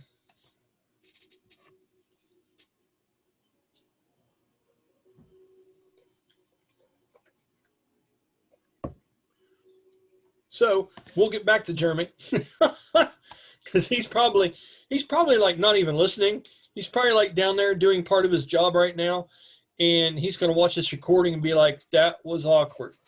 Okay. So when Jeremy's done taking a piss and doing his job, we'll come back to that scenario. Okay. Oma, Mm-hmm. you're wanting to get supplies. Yeah. Sylowen is just tagging along with someone to get to know the city. Sylowen doesn't really have too much of anything in particularly here that she's wanting to do, but she is going to eventually want to get back to Ignatious, but not till the next day. She's going to let him rest. Sylowen would be talking to you, Okay. And she looks around as if someone is starstruck. She's never been in a city like this ever.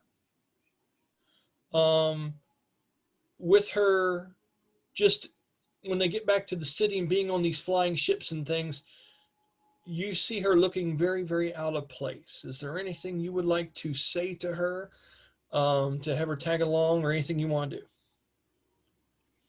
Um, I would ask if she's been in many cities before.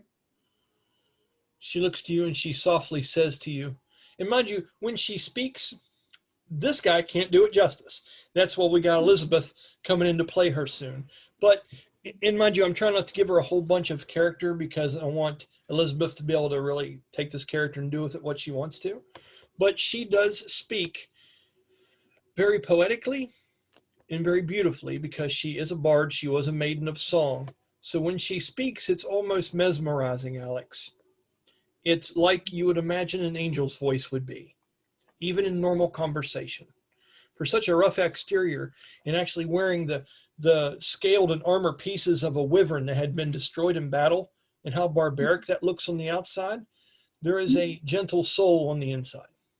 Okay. Yeah. So when she looks to you, she's looking up starstruck, and she takes a minute to answer you. And she's, no, I have not. She goes, ships that fly. I've only read about such things in Ignatius's room years ago. He doesn't like for people to mess with his books very much. She looks uncomfortable about what she's revealed to you. She looks at you and she kind of takes a deep breath, and she looks at you and she goes, I can see right now what I need to do. Okay. We should stick together. Okay. She says it as if she's almost like trying to convince herself. She goes, if Ignatius was around you and Brahmas was standing beside you, well, it's the least I could do in their stead. Well, they're taking care of whatever. Plus, maybe you know your way around here. I wouldn't. So consider me your personal protector. And she squares up her chin the best she can, try to look tough. You see how she pulls that off? Oh, natural 19. She looks badass for like 120-pound nothing. And she says, wherever you choose to go in this place, I will follow you. Okay. Well, first, I think we might stop over at Vander's shop to restock on some of my supplies. She looks at you and she has, yes, Ron has mentioned Vander's shop to her in their passing and in their conversation. Correct, Ron? Okay. So do you have, yes, Sha-dae, speak. What do you need? Sha-dae would like to sneak up behind Sylowen Yes. and be like, can I join you? I need to do some shopping too. So like Okay. super stealthily so I can like make her jump. Okay, what's your, it's 10 plus more than her. Her passive stuff wouldn't see you coming. So I'll give you that. I'm going to roll to see if she jumps when you do that. Roll your stealth, just for the hell of it.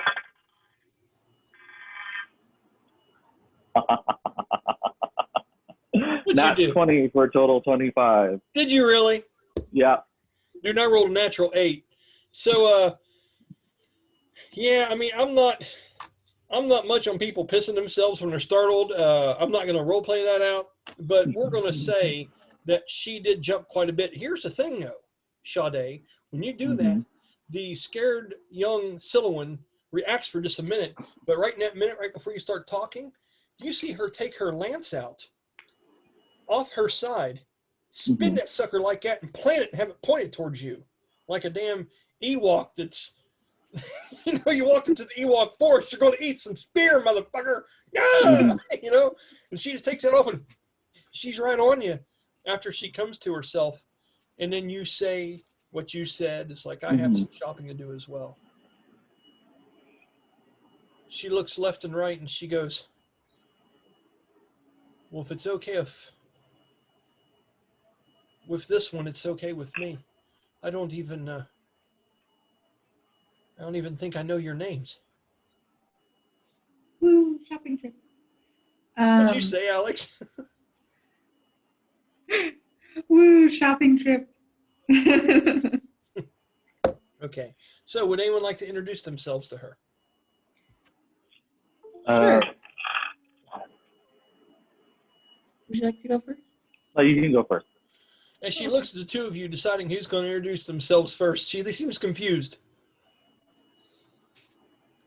I am Oma.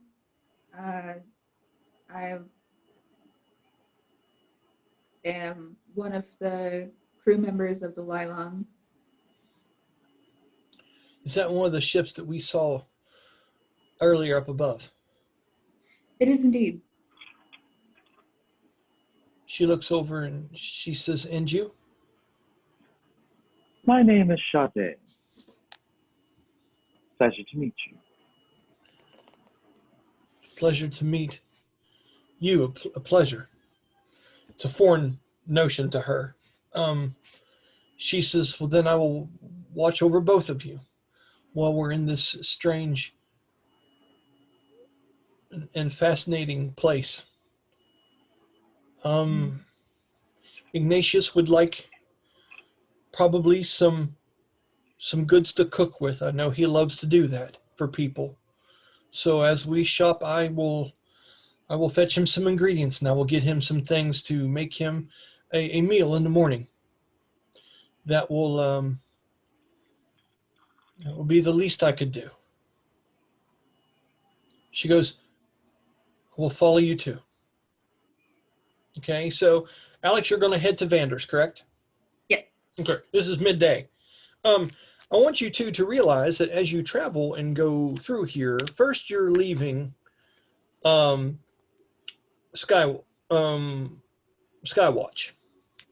Okay, and it's early. It's like, what did we say? It was like 8:30, 9 o'clock when they were fighting the frost worms.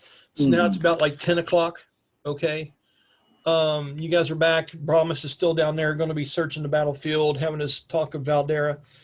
So you guys are going to be making your way through the city. We'll have you roll a d20 in a minute to see how smoothly that goes. Alex is great at this shit.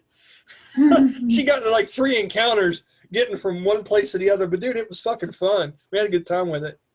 On that note, that's pretty much the only business I have going on until Iggy wakes up. So let's go ahead and continue that a little bit, and then we'll get to Iggy here near the end, okay? Just how the cards fell, buddy. Are we going to question? Are we going to consider the ride up and the whole conversation about deciding what we're doing a short rest? Since we're not really doing much. You know what? I love these talks we have, Sean. Tell you what we'll do. I will let fate decide. I have a D20 right here in front of me. Okay. Okay. 1 to 10 says that could actually be considered a short rest. Since we said it was only a mile away from the place, and it's only going to take a matter of so many minutes. But just because, I will say this could be a short rest if it's a 1 through 10. Okay. 11 through 20, and it's just not going to happen. Okay, don't worry. I rolled a natural 1. Woo! That's pretty good. So I get all my key points back. I'm going to say, because of the long conversation and things like that, when you guys go into the ship, I'm going to say Ignatius makes a few laps around, or not Ignatius, sorry. I'm going to say Iridan makes a few laps around the place to see the actual extent of the damage as to what all's been going on and if there's any survivors on the outskirts. I'm going to say the rest of you kind of camp out and are resting on the ship, staying out of the cold as he sails it. As you guys look weary and tired, Sylowen suggests on the ship, which kind of gives her this whole big sister kind of feel to you all, that she will stay out and watch for survivors, and if there's anything, she'll let you guys know in the cabin below. This Roselia's Eye only has a small cabin on it. For flavor, Sean will say that you left your bird out on the bow. to walk. No, my bird was dispelled, remember? Yeah, that one time. Yeah, but I have to cast the whole ritual again to summon it. Oh, okay. I thought Yeah.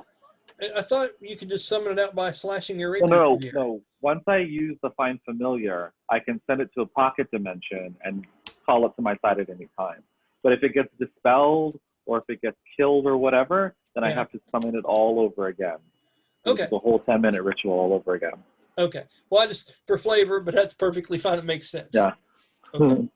So that takes care of that time. DM stepped in. Natural one was rolled. Things happened. Moving forward. Okay, you have a short rest. Congratulations, everybody. I got to do it. Roll me a 1d20, Sean, 1 through 5. You guys found something when you were out there. I got to do it. I mean, you can't just go around for 2 or 3 hours looking for shit and not find something. So rewinding. 14. You did not. Thank you for keeping the timeline intact. I appreciate it. Okay, so now you really did make it back to the city because you'd have found something, got messed up and lost an arm, would change the conversation at the city. But we're glad everything works out. D&D is magic, everyone. It's magic. So, you guys are going to Vander's. You're very familiar with the Skywell, the place that reaches up and down this area. Okay, it is a large cylindrical stairway that is very, very wide and has many open windows that reaches out in between Skyhaven and New Gemdar below. Many banners overhang in this spiral staircase. There are many balconies and things that reach outward and inward. There are many different stations set up in Skywell that are registration places where people recruit people to work on the ships. Traders will camp out on these spots and fight viciously, and merchants to make sure that that's their spot today. This is where I'm doing my flea market, motherfucker, you know. As you guys get into the midst of Skywell, there are whispers of people talking around you guys. I want you all, Alex and Sha-dae, to roll a perception check for me.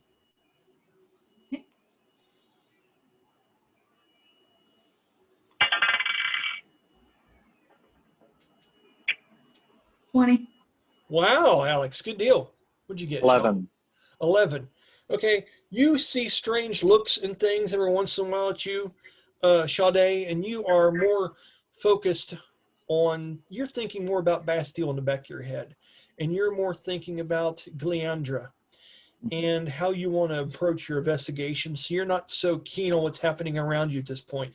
Also, you're a little bit shell-shocked from all the screaming from the frost worm, so there are reasons that you rolled the way you did. Alex, you hear whispers of people talking in the background, being like, they're the ones that faced off with the frost worm. Look at them. You see different people. They don't look like much.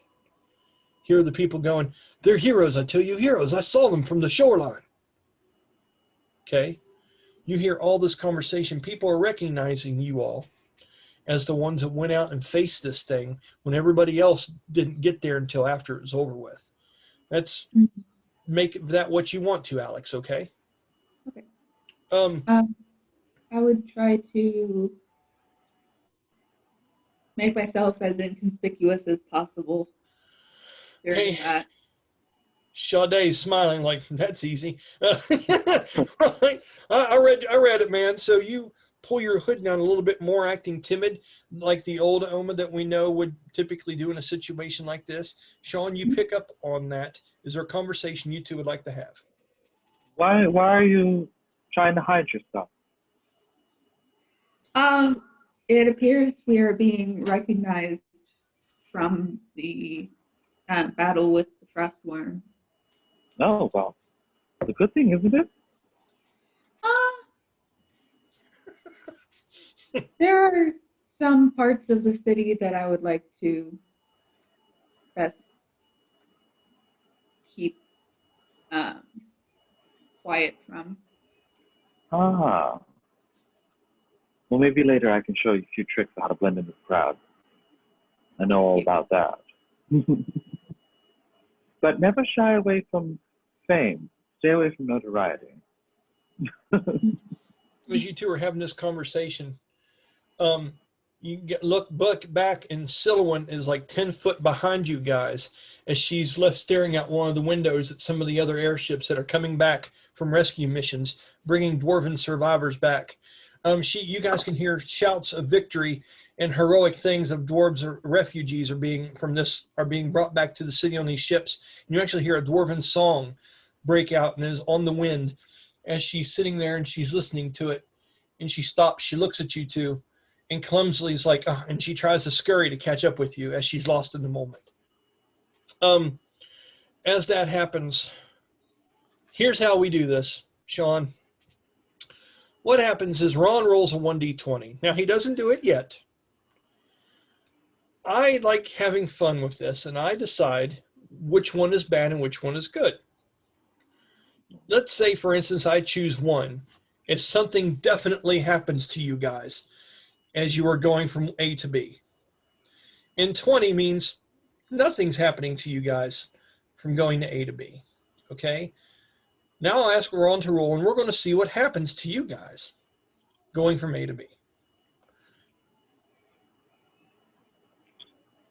17.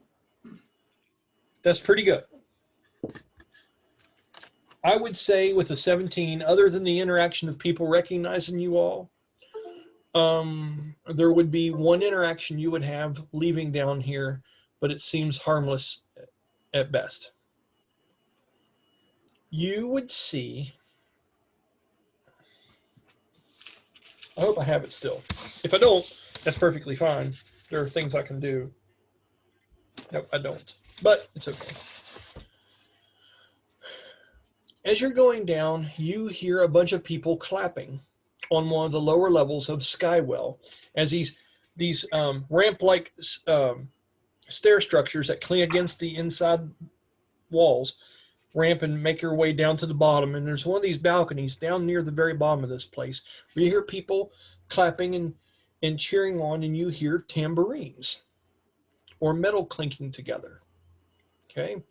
As you are headed down past this, you see a crowd, and up above that, you see a purple and red sash or ribbon actually go and flutter every once in a while above the crowd, and you can't really make out what is making this because of the large crowd that has formed around the bottom.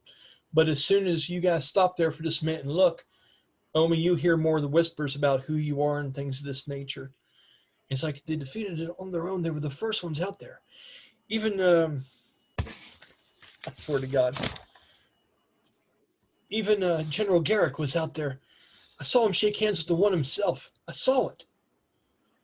A little kid comes up and looks at your character, Sha-dae, and tugs at your side from this group and says to you in this really polite voice, this is a little girl, okay, dressed up middle class, we'll say, looks to you and goes, are you a performer too?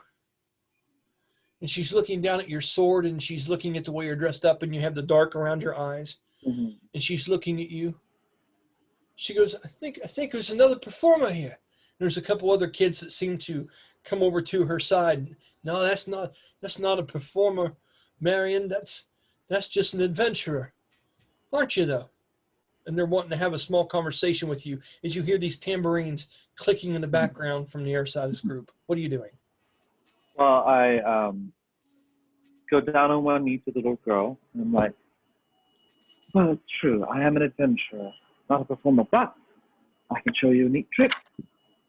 And I want to see my face, and then as I put my hands on her face, I make it do just like hers. You can be an adventurer too one day. And that's what I That's almost frightening. That's borderline frightening. Roll a performance check. You can be an adventurer one day too, little girl. You know, that's good shit. Oh God, Ron's like, it's creepy, man. It's Fucking creepy. What'd you roll for your performance check, sir? Good old healthy 6. Oh, this comes off creepy as fuck. This comes off creepy. Okay, so that changes things. That changes things. We're gonna roll some checks here. Alex? Yep. There's 2 kids. Okay? Mhm. I'm gonna say on a 1d20, here's how we're gonna break this up. Mhm. Or a 1d4 or whatever. 25% chance that these kids are mortified and run for their lives. That's going to be a 1 Mhm. on a 1d4. A 2 is they're frightened, but they can't move. They're just kind of like, ha, ha, ha, ha. They're like feared, like in battle. 3, the one's scared, but the other one goes like, oh, what are you talking about? That's cool. And 3, they're kind of like, all right with it. And 4, they throw coins at Sha-dae's feet.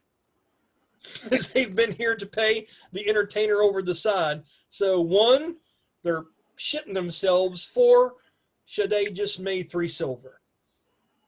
Okay. Roll your 1d4. Roll a 4. Roll a 4. This is fantastic. A4. Oh, no joke. Okay.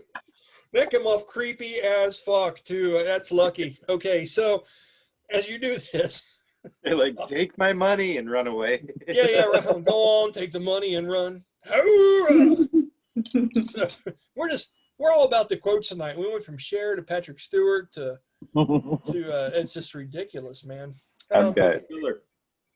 Steve Miller, thank you. As a guitar player, I hesitated and I apologize. So anyway, yeah, well done. At the sign of that, would you guys like to investigate what's going on in the group with the sashes, or would you like to move on? Your choice. You now have 3 silver in your hand, Sean. Add that to my coin purse. And I personally would like to continue with my shopping trip. Okay, she's moving on, not looking. Alex, what are you doing? I would like to move on as well. Okay. Ron, I need you to roll me something for Sylowen because she has Ignatious fever. 1 through 10, she's stopping and wanting to look at this. 11 through 20, she's moving on with them. 5. 5. She has lost her responsibilities and is drawn up in the moment and is looking and peering at whatever's going on in the middle of this circle. You guys get about 10, 15 foot away from her, look back and see that once again, you have lost the most short-sighted bodyguard you've ever had in your life. Completely overtaken, much like Ignatious is in this city as well when he first got here. What are you guys doing? Well, it seems we lost our bodyguard. What'd you say? I'm sorry. It seems we lost our bodyguard. Okay. What do you think we should do? Alex? She's a tough cookie. She can handle herself. He suggested move on without her. What are you doing, Alex? But she doesn't know her way and Well, that is true. murdered. All right. Couldn't get murdered. And Alex has a big grin on her Didn't get face. murdered. Okay. Well, I suppose if that's what's going to happen, then I suppose we can go look for her. Okay. As you do, you go back, and the crowd seems to part a little bit. As Sylowen is standing there, and she has her lance held to her side. Her helmet hooked into the belt that hangs on her side. And she seems to have really taken to the drums and is tapping her helmet to the beat of the music that's going on. She seems to be humming a tune in chorus with what everybody else is doing and has seemed to have gotten attention. The bard in her is starting to come out and interact with what's going on here. And as that happens, you see this this purple and red sash of almost satin-like silk, almost like when the Olympic dancers are doing the ribbon dance, almost flash out and come close to her, and they move slowly as if they're underwater, almost as if they're enchanted somehow, and they dance around before her head as this crowd is horseshoed now. You guys are able to view into this crowd, and this is what you see. You see a Felidae female of exquisite beauty. That is a tiger Felidae. And in case I haven't described it before, this is a catfolk type race that we have here. They look more human than they do cat, understand? If I could describe it, it's not like you took a cat's head and stuck it on a body like a tabaxi. They have much more human features. Almost like if you set someone down in a special effects chair and you wanted to make them look cat-like, you know, with a little bit of the point to the nose and the puffed out here a little bit and the eyes larger and slanted. They look like someone has been going through an awesome makeup job in a chair in like a 90s movie. Like Thundercats, for God's sake. You know, without looking too cat-like, okay? And she would resemble Mia Djordjevic that played in all the Resident Evil movies. And she played, most importantly, the Fifth Element. The main star from that had the orange hair. Everybody familiar with who she is? Multipass. Multipass. Bada boom. We talked about Bada Boom last time when the freaking frost worm went off. So yeah, everybody knows. Element's a good movie. Fifth Element. She is performing some kind of dance, and her dance and the way she sings and says things with these pointed teeth almost sounds Arabic. Okay, she dances as if she looks like she is of that nationality. She wears a very skimpy outfit that is very blousy and very big with these scarves that flow around her. And what she has is she has a long chain. And on the ends of the chain are two circular bladed weapons called chakras. And they have tied around them these ribbons. And she displays it and spins it, almost like you see those kung fu masters when they've got the chains that they spin around their neck and around their foot, like in Kill Bill. The one little chick had the chain that she fought her with. She's performing an art like that with ribbons on these chakrams to create effect and flair. It is a fantastic display, what she's doing. And Sylowen can't help but start to sing along with it. And the combination of the two things together is very, very entertaining. They are caught up in the moment. There are people playing little drums along to the side, and the sound you heard of the tambourine earlier was another group of adventurers and bards that were in this area that seemed to have been drawn to what this Tigress Felidae was and came over and started playing their instruments too. What are you guys doing? Fun around every corner. Well, Sha-dae just kind of just stands there and just watches the performance go on. Her head nodding in rhythm and her toes are tapping in rhythm with the beat, and just taking it in. Okay. What about you, Alex? I think I'm going to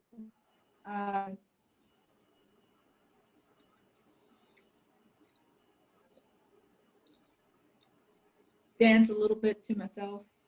Okay. Along with the music.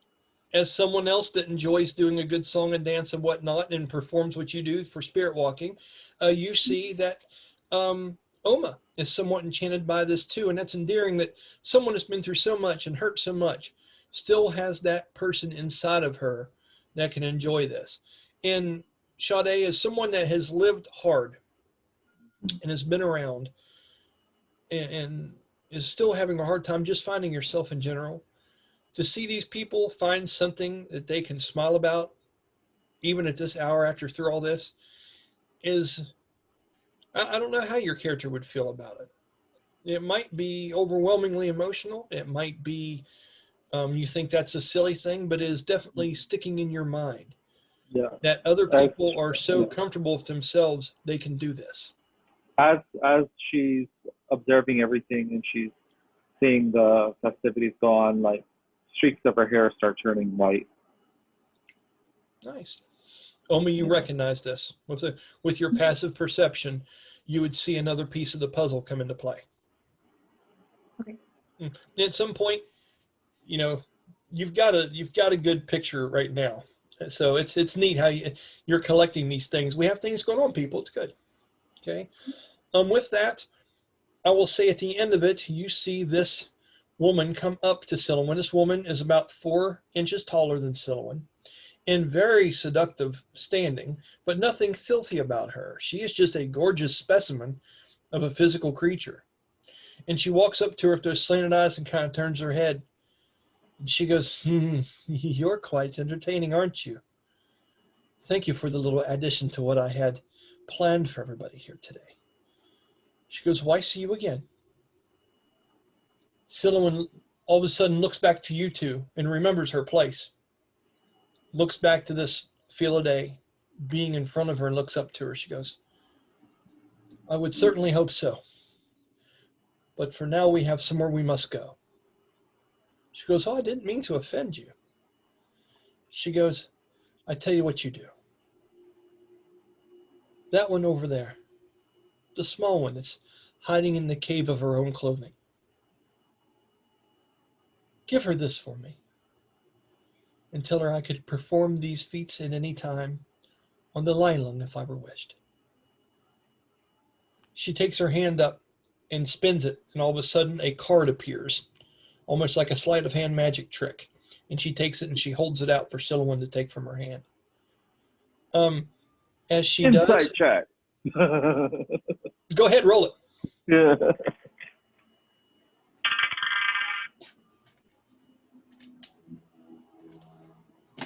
That is a 17.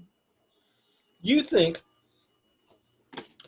that this seems like a legitimate attempt at getting a job on a ship, as possibly an entertainer or possibly a crew member or something of that nature. This was a very flamboyant interview, and she seems to have picked Oma out as a crowd of someone that was on the Lylung. Okay. Okay.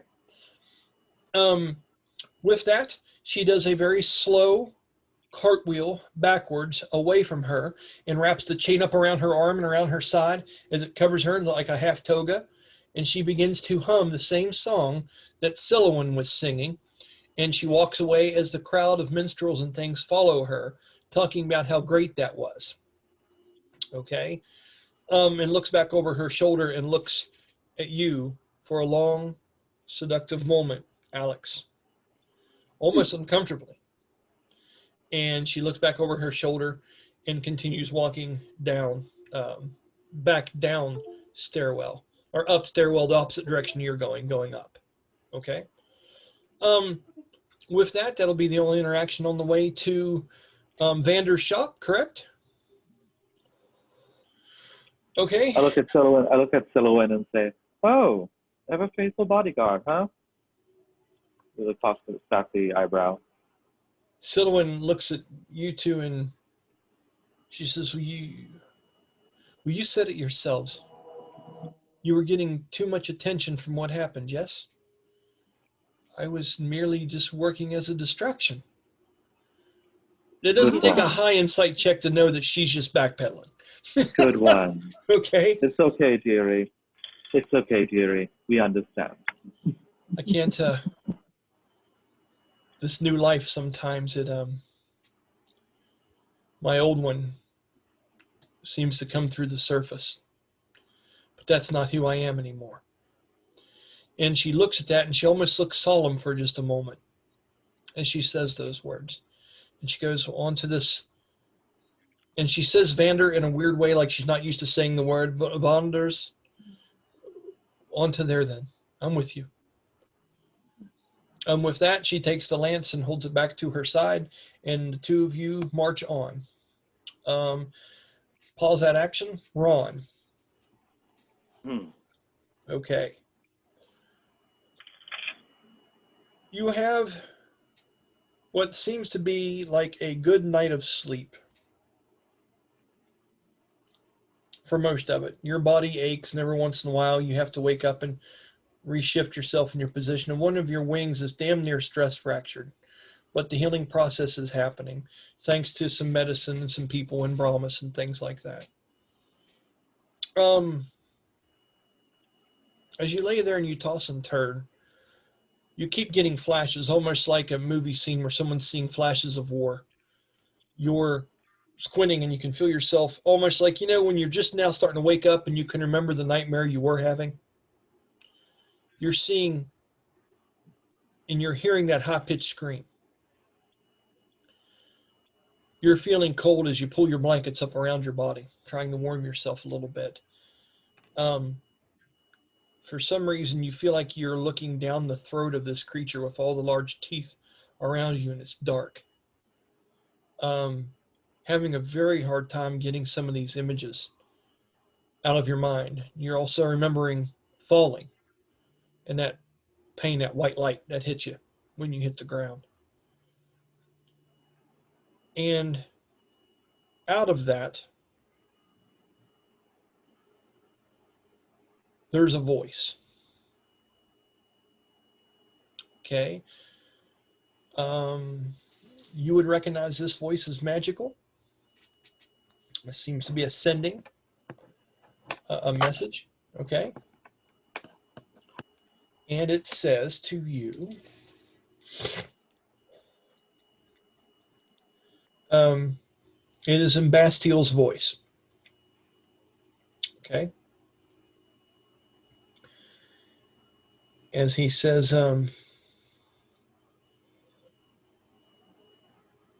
can he word this? I'm trying to make sure I do this right. He says, I hope everything went okay with the king. I hate to put that burden on top of you, but you're one of the most innocent souls I've known. He goes, Vander has something he's holding for a particular person. I'll make sure I'm doing this properly.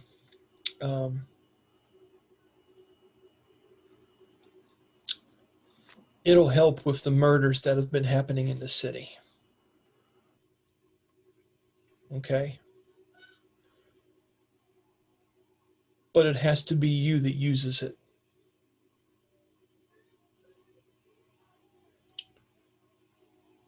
Find Vander soon.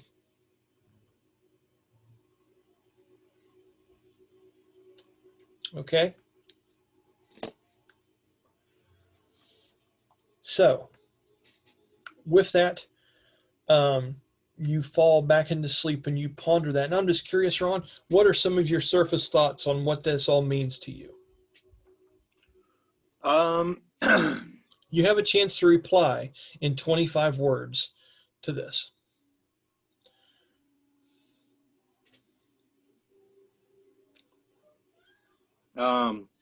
I guess I would say No pressure. no pressure at all. I love it. I would say that I will do what I can and I will seek Vander out when I'm rested. Okay. That does it. All right. With that, go on. Okay, with that, we'll go ahead and put an end to tonight's episode.